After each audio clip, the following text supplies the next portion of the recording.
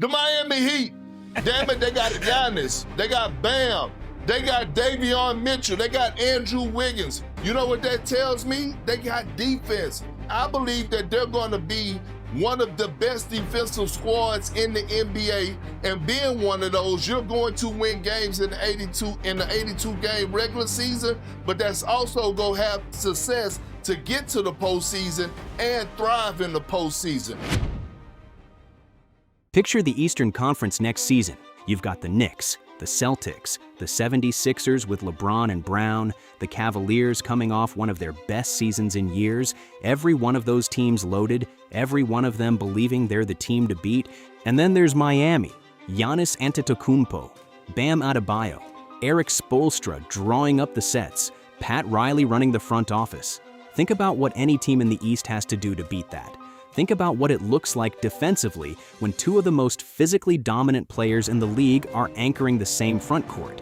Think about what it looks like when Giannis, fully healthy, fully motivated, in a new city with something to prove, is being unleashed by a Hall of Fame coaching staff for the first time in his career. The Miami Heat went 43-39 last season. They lost a play-in game in overtime. They were the 10th seed in the East. Next season, they could be the most dangerous team nobody is fully ready for. I'm going to show you why. I'm going to walk you through what this roster actually does, where it's going to terrorize opponents, where the real questions still exist, and why the combination of Giannis, Bam, and Spoelstra has a ceiling that almost no one is talking about. By the end of this video, you are going to understand exactly what the Miami Heat just became. And it is not what the 10th seed looked like.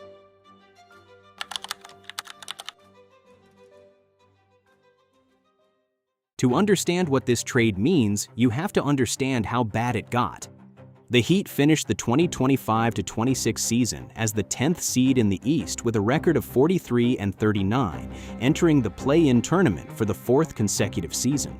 They fell to the 9th-seeded Charlotte Hornets in an overtime thriller, 127-126, the 10th seed, in overtime.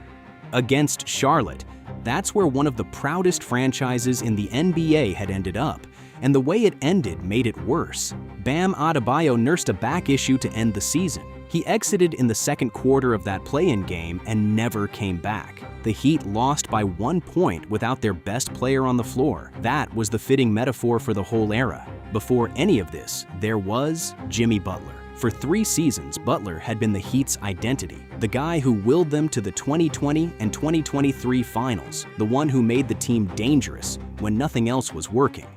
And then it fell apart. The relationship ran its course through a saga that included multiple suspensions over detrimental conduct and Butler's rising unhappiness. He said he wanted to get his joy back playing basketball. By early 2025, he requested a trade. The Heat completed a massive 5-team deal that sent Butler to the Warriors in exchange for Andrew Wiggins, Kyle Anderson, and a protected first-round pick. And then the Heat tried to rebuild their identity around what was left. Norman Powell had a first-team All-Star season, averaging 21.7 points per game. Bam was the best he'd ever been, averaging 20.1 points and 10 rebounds, a genuine all-star double-double. Davion Mitchell ran the point, but it wasn't enough. The roster had no real gravity. No one opposing teams had to genuinely fear in the fourth quarter of a close game. 4 years of the play-in, 4 years of almost, and Pat Riley, a man who built championship teams around LeBron James, Shaquille O'Neal, Dwayne Wade, and Jimmy Butler, was not going to let that become the Heat's new normal. Let's talk about how this trade actually went down, because it almost didn't.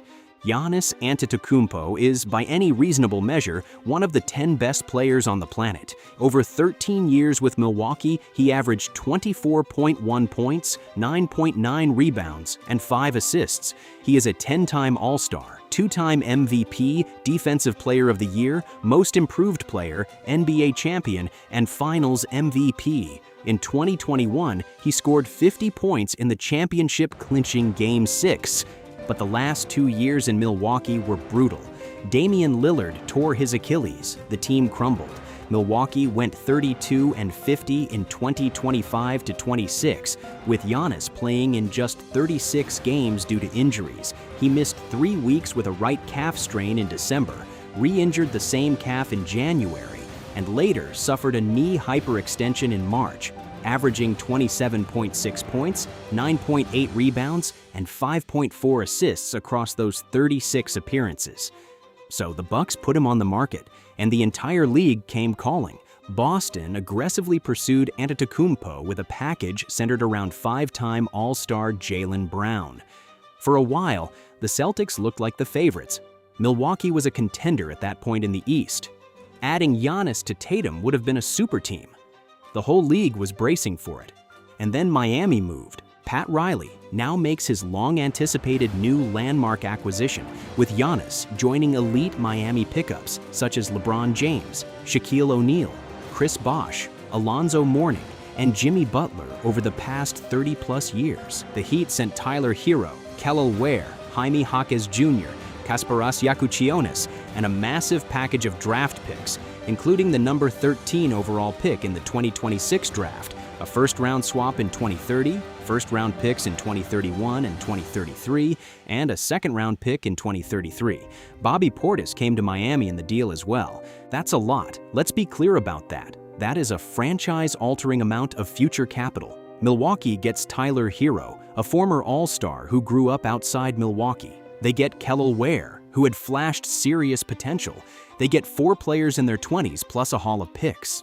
But here's the thing Riley understood that Boston maybe didn't. Milwaukee didn't pick the biggest package. They picked the best fit for what Giannis wanted. Sources told ESPN that Giannis and his agent consistently informed the Bucks from May 2025 through last month that the franchise legend wanted a trade because he believed it was best for both sides to part ways. He wanted to contend. He wanted a legitimate co-star. He wanted a coach who had been to the finals multiple times. He wanted a city and a culture that would make him better, not just a new backdrop.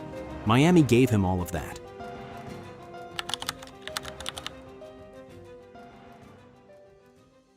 Now here is where a lot of people have already started raising their hands, and the question is fair. Giannis and Bam Adebayo are both interior dominant forces. Neither is an elite perimeter shooter. Adebayo shot just 31.8% from 3 this past season, attempting 400 threes and making 127 of them. Giannis has never been a long-range weapon. Put them on the floor at the same time, and defenses theoretically don't have to chase either of them to the arc. Both can just camp in the paint and help. It has always made sense to surround Giannis with an array of perimeter shooters, especially in the front court. When he drives, having a reliable kick-out threat on the perimeter makes defenses pick their poison. That's the real concern, and I'm not going to wave it away because it's legitimate, but here's what the concern misses. On the defensive end, this is arguably the most terrifying front court pairing in the entire NBA. Not top 5, maybe number 1. Multiple analysts have called this the best defensive front court in basketball. Giannis is a 2-time Defensive Player of the Year candidate who can guard 1 through 5. Bam Adebayo is one of the most versatile defensive big men of his generation, fast enough to switch onto guards, strong enough to hold the paint, smart enough to anticipate and cut off drives before they even develop. Put these two on the floor together, and you are creating a defensive nightmare that almost no offense in the league has a real answer for. And then there's the offensive argument that actually makes the spacing concern less severe than it sounds. When Giannis is on the floor, he doesn't need a spacing center. He needs room to operate in the mid-range and at the rim. And Bam, as a playmaking center, gives him something he never really had in Milwaukee, a big man who can pass. Bam averaged 3.2 assists per game last season. He can function as an off-ball screener, a short-roll hub, and a dump-off target all at once. That's not nothing. That's a completely different offensive dynamic than what Giannis had with Brook Lopez. At the introductory press conference, Spoelstra said the front court gives Miami an edge and a physicality, and that they think they've checked those boxes. And Spoelstra is not someone who says things he doesn't mean. Here's the thing about Erik Spoelstra that people consistently underestimate. This is the man who figured out how to deploy LeBron James, Dwayne Wade, and Chris Bosh together, who took a Jimmy Butler-led team to the finals on sheer tactical creativity. If there is one coach in this league who can find the offensive structure that makes Giannis and Bam work simultaneously, it is him.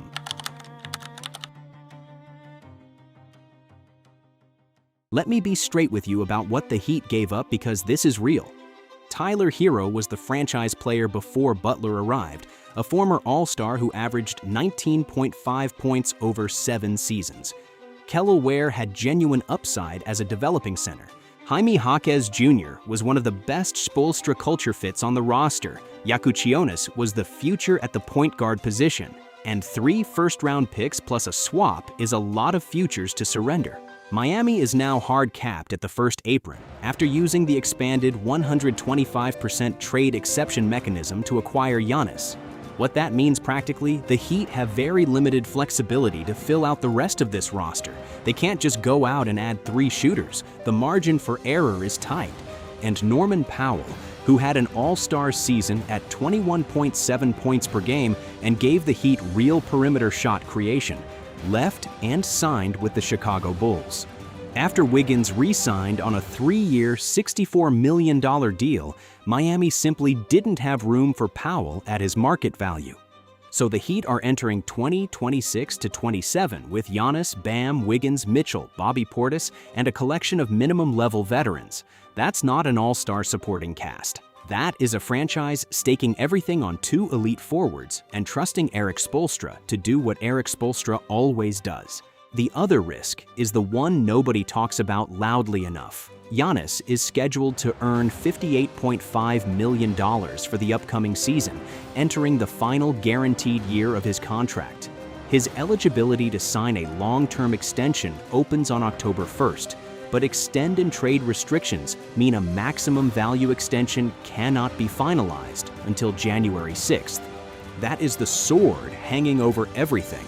If Giannis has a great year and Miami competes, he signs the extension, and this is one of the great Pat Riley moves of all time. If the spacing issues are as bad as the skeptics fear, or if injuries resurface, he could walk. And then the Heat have given away an entire draft class for 1 season of the Greek Freak.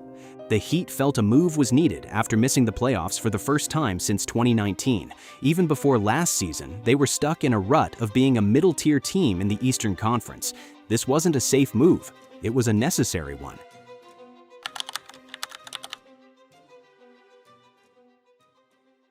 At the introductory press conference, Riley described the moment the deal closed. I got a call after about a month of discussion, and the call came late, and he said to me, "We have a deal." He closed the deal, and we both sort of screamed out loud, "Yeah, we landed the plane. Now there's another one we have to land." That line, "Now there's another one we have to land," tells you everything about how Pat Riley thinks. He's not satisfied. He's not celebrating a trade. He's already looking at the next thing this roster needs. That mindset is why Miami has gotten to the finals 6 times since 2006. That relentlessness is exactly what Giannis just signed up to play for. Now, let's talk about what Giannis actually brings here. Because the injury concerns from last season need to be acknowledged, and then they need to be contextualized.